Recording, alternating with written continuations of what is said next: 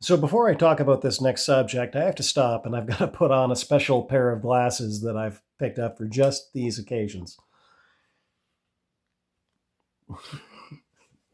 So yeah, these are my fighting nerd glasses. I picked these up at UFC Vancouver.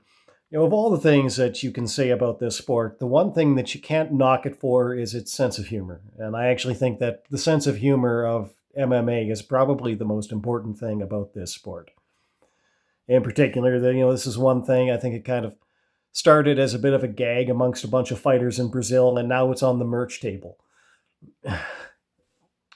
For a sport that's as full of these big tough guys that you kind of expect to take what they do so seriously, they definitely do not shy away from making fun of it or being made fun of, and that's a very endearing quality of the sport. Oh, and then on top of that, if I turn my head around, now I kind of look like Bubba Ray Dudley. That that might be unfortunate. I don't know. We'll just kind of play with that for a little while, some other day. But for now, what I actually want to talk about in this segment is something that I didn't really foresee myself saying this. For quite a long time, I could not have imagined that I was ever going to say this again. But you know what? I like Sugar Sean O'Malley again.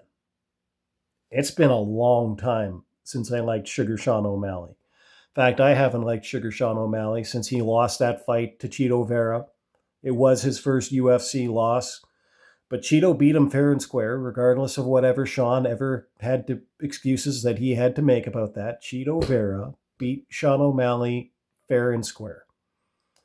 And yes, Sean O'Malley, he won the rematch, and he won the rematch when it mattered most, when it was for the UFC Bantamweight Championship of the world. Sean O'Malley was the guy that won that fight, not Cheeto Vera. And sometimes that's the way it goes. But this sport had a little surprise in store for Sean O'Malley that I don't think that he ever expected. Realistically, he should have expected it based on taking that first loss to Cheeto Vera. But I think that he was a guy that thought that he was untouchable. And then he met Merab. And Merab took his title in probably what was one of the most embarrassing ways that a guy like Sean O'Malley could lose his championship. Because basically, he was a striker that got out wrestled for it. He was a striker that went into that fight and he didn't really get a chance to use his striking skills to the best of his ability. Merab just took him down and dominated him on the ground for 5 rounds. So much so that later on, when Sean O'Malley was talking about, oh man, wish I could think about which fight it was, but when they set the record for the most takedowns in a fight, and he basically said, it's like, well, you'll never set that record with me because you take me down, I don't get back up. Like Superman tapping the temple, like he's so smart.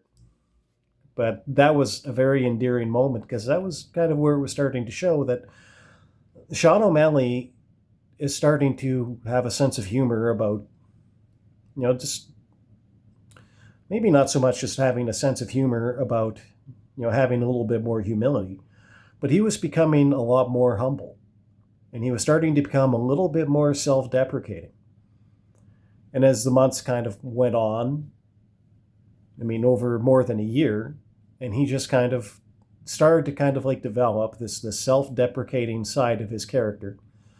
And he was a lot more humble about it. And I think that he, in doing that, has actually discovered something. And there are a lot of fighters that never really discover that.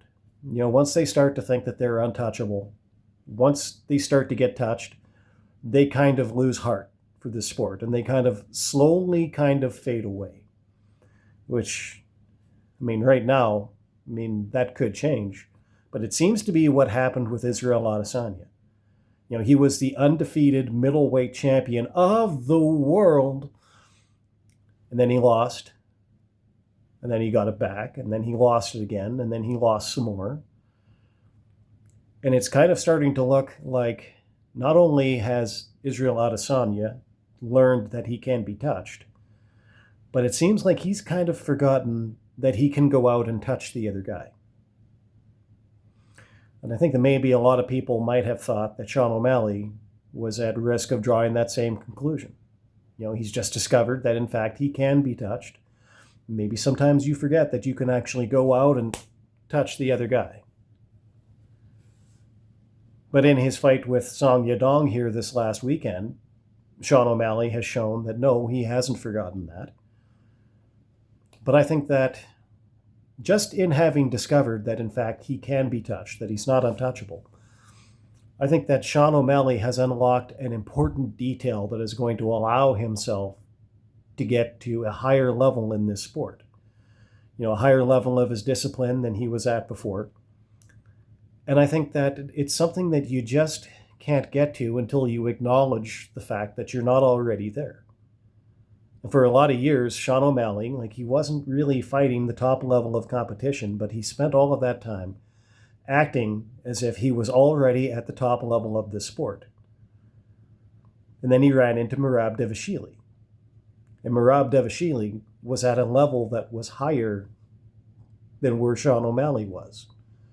And he taught him that lesson. And it does look to me like O'Malley has learned that lesson. And in just learning that he's not already at the highest level at which an MMA athlete can compete, the highest level of skill and discipline that he can reach, just in having acknowledged that, he unlocked something that I think that a lot of people forget comes with that.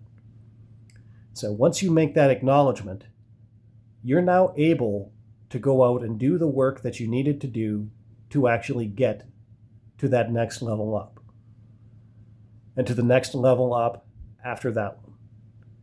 And then, God willing, the next one after that, and then you don't really stop, because once you start to put in that amount of work, you just kind of learn that you can just kind of get better and better and better. And the guys who already think that they're the best that anybody can be, they don't really have the ability to reach that level. That was the difference for a lot of guys in this sport, actually. George St. Pierre, I think that he always had that level of humility. I'd argue that maybe Josh Koscheck didn't. And we saw the difference in those two approaches in the result there. And we saw the difference in those two approaches in the result between Sean O'Malley and Merab Dvalishvili. And now that we've seen that, and now that Sean O'Malley is back in the winning column again, I think it's going to be very interesting to see what it is that he can grow into now that he just realizes that he's got room to grow as a martial artist. And I, for one, am very excited to see that. It's been a long time since I've been able to say that I'm a fan of Sugar Sean O'Malley, but you know what? After this past few months, after this past year, a little bit more than a year, I'm a fan of Sugar Sean O'Malley again. And I'm excited to see what he does next.